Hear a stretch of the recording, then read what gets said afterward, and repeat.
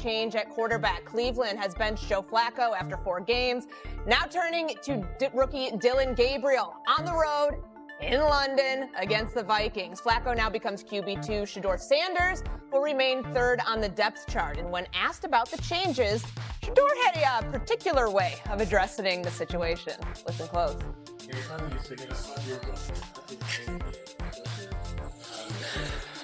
Vocally, anything to say? I guess one more. What do you think you have to show to coaches just to have that belief in you that you can be ready. What can you say?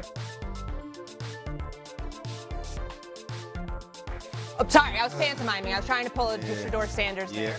So obviously, he addressed the questions, but did it in a way where we couldn't hear him speak. He chose to pantomime his answers. Stephen A., when you see that video, what's your reaction? I'm not going to overreact to it. I'm just going to say that he has to know that other people are going to look at him and consider that immature. I don't consider him immature. I think that he can play. I think that he's a leader. I think that a lot is prejudged when it comes to him. I think it's unfair. I can't wait to see him get his chance on the football field or whatever. I just think that at times, I wish people see ahead of time how they're going to judge you and how you should be. They shouldn't judge him. It's no big deal because every word he says, we micromanage, we dissect, and folks judge him accordingly. And I think that was his way of saying, you know what? If you don't hear anything that I have to say, okay, that's cool. And it's not a big deal. But folks are going to make it out to a big deal. I assure you there's going to be some people out there, pointing and using that to say there was immaturity there. I don't believe him to be that kind of a person, an immature person. I think he's a young man. I think he's highly intelligent. I think he's composed. I think he's been exposed to a lot more than a typical 5th-round pick would have been exposed to. Obviously, we know who his daddy is, arguably the greatest athlete who ever lived, and they get judged harshly. All I would say to both, I wouldn't need to say this to Prime Time, but I would still say it to him and his son, that attachment, the bottom line is people are going to be ultra critical. Just be mindful of it. Yeah, I would say this. Number one, everything, when you're at that position, no matter where you rank on any kind of depth chart as a quarterback, everything you do and say is a job interview. In the NFL, every moment. I think the second thing is this.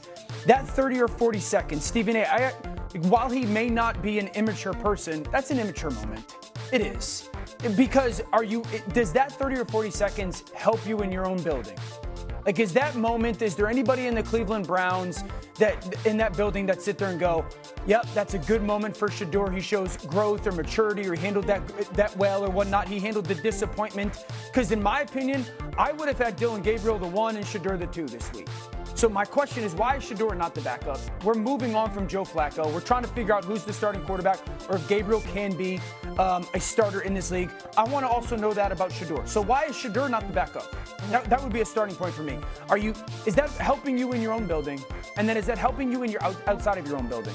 Is there another team, a general manager, a president, a decision maker that's going, I liked that. I think that person's going to help us. I think that person's a good enough player that can help us. I think he can help our building, our organization, our locker room, make us better. And so while he may not be an immature person, and I agree with a lot of things that Stephen A. said, that's an immature moment. And I hope that there's somebody that in Shedeur's circle that says, hey, be yourself. I just don't think that that's helping you when it comes to you solidifying a role in a job at that spot in the NFL. The conversation with Shedeur Sanders has to be that you can't be yourself. The conversation with Shedeur Sanders has to be that you can't have fun. In his circle and around his people, they think that is part of his charismatic personality.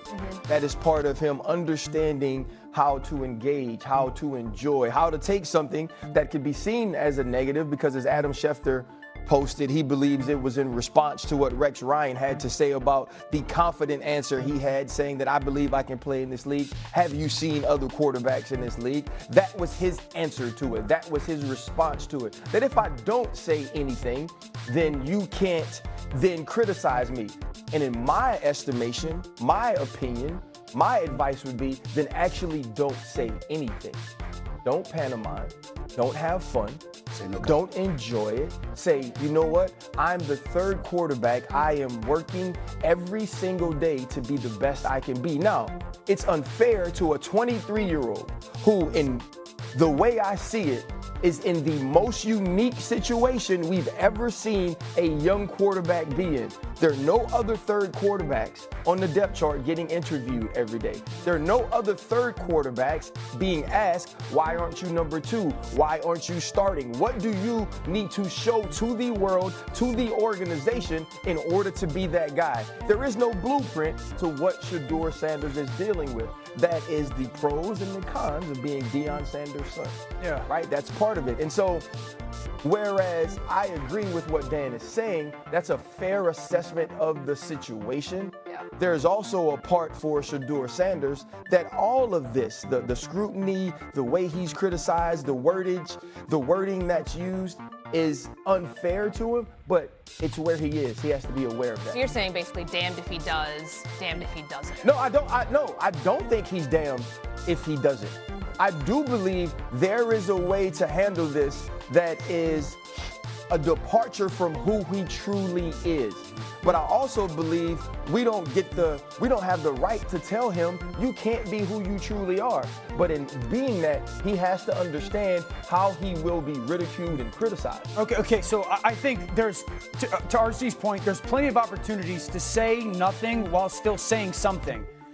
You can answer the question, I don't know, I got to continue to work better, I'm just working to try to get my opportunity. Like, you can say nothing without not literally saying anything. No, right? he needs to be a company man. I feel like we're not, let's just be real. You got to go be a company man. Like, Totally. Shedeur Sanders doesn't get to be Shedeur Say Sanders. the corny answer. You got to say the corny Right. answer. You got to stick to the company line. Because my thing is this, there's 64 jobs like this in the world, okay?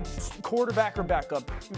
How many starting quarterbacks do we think would say or act like this or handle it this way? I know that you hate Dak Prescott press conference-wise, but if I were people in Shedeur's circle, and I honestly, if I were someone who had a young player at that position, I'd be like, watch how he handles press conferences, because this is the way to do it. The same with Jalen Hurts. Jalen Hurts has been dragged in the media for 3 years now. Never fights back. And that's one of Bill Parcells' commandments, quarterback-wise. The first thing, never respond to the critic. Ever, ever, ever, never.